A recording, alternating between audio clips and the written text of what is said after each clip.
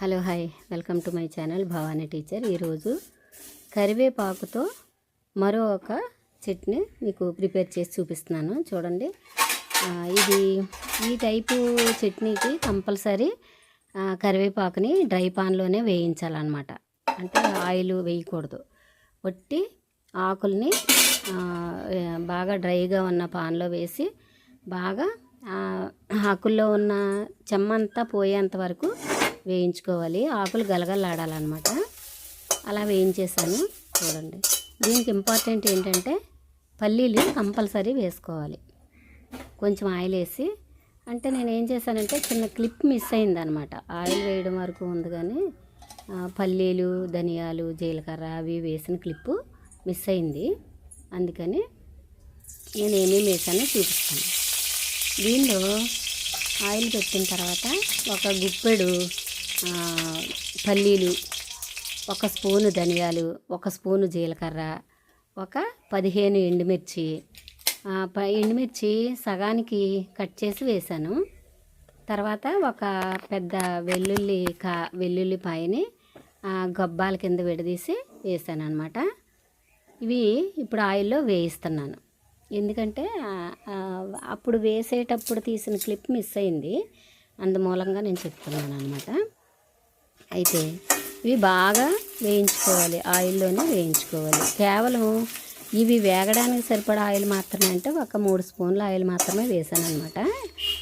ఎక్కువ అక్కర్లేదు. ఎందుకంటే మనకి పల్లీల్లో ఆయిల్ ఉంటుంది కదా, దాని గురించి మనం ఇంకా ఆయిల్ ఎక్కువ వేసుకోకూడదు. అయితే కరివేపాకులో కూడా ఆయిల్స్ ఉంటాయి కాబట్టి అది డ్రైగా వేయిస్తేనే ఈ పచ్చడి రుచిగా ఉంటుంది అన్నమాట. అది గుర్తించండి. అయితే ఇవి పదార్థాలన్నీ వేగిపోయిన తర్వాత ఒక చిన్న నిమ్మకాయ సైజ్ అంత చింతపండు తీసుకుని దాన్ని ఈ వేగుతున్న ఈ పదార్థాల్లో, అంటే ఎండుమిర్చి, ధనియాలు, జీలకర్ర వాటిల్లో వేసాను. వేసి ఇంకా 1 నిమిషం ఇలా వేయిస్తే అది కూడా చింతపండులో ఉన్న చెమ్మ కూడా పోతుంది అనమాట. ఈ విధంగా చేసిన చట్నీ చాలా రోజులు నిల్వ ఉంటుంది. ఒక 10 రోజుల పైనే నిల్వ ఉంటుంది. మీరు బయట పెట్టినా పర్వాలేదు, ఫ్రిడ్జ్లో పెట్టినా పర్వాలేదు. కంపల్సరీ ఇది బాగా నిల్వ ఉంటుంది అనమాట. ఒక 5 నిమిషాలు అలా ఉంచేద్దాం. చల్లారిన తర్వాత మనం ఇవి మిక్సీ పట్టుకుందాం. ఇప్పుడు ఇవన్నీ చల్లారిపోయినాయి. చల్లారిన తర్వాత మిక్సీ జారు చక్కగా కడిగి తుడిచి పెట్టుకున్నాను. అప్పుడు దానిలో ఫస్ట్ ఉప్పు వేసాను అనమాట. ఉప్పు వేసి తర్వాత 1 బై 1 వీటిని వేసేద్దాం. వేయించుకున్న ఎండుమిర్చి అవి ఉన్నాయి కదా, వీటిని వేసేద్దాం ఫస్ట్. నెక్స్ట్ కరివేపాకు, అంటే డ్రైగా వేయించుకున్న కరివేపాకుని వేద్దాం.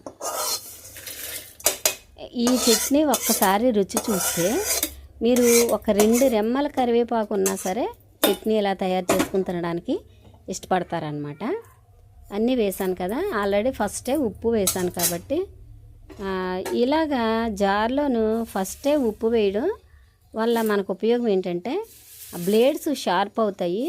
అలాగే కాకుండా మనకి ఈ చట్నీ ఏం చేసుకున్నా కానీ దానిలో కంప్లీట్గా మిక్స్ అవుతుంది అన్నమాట.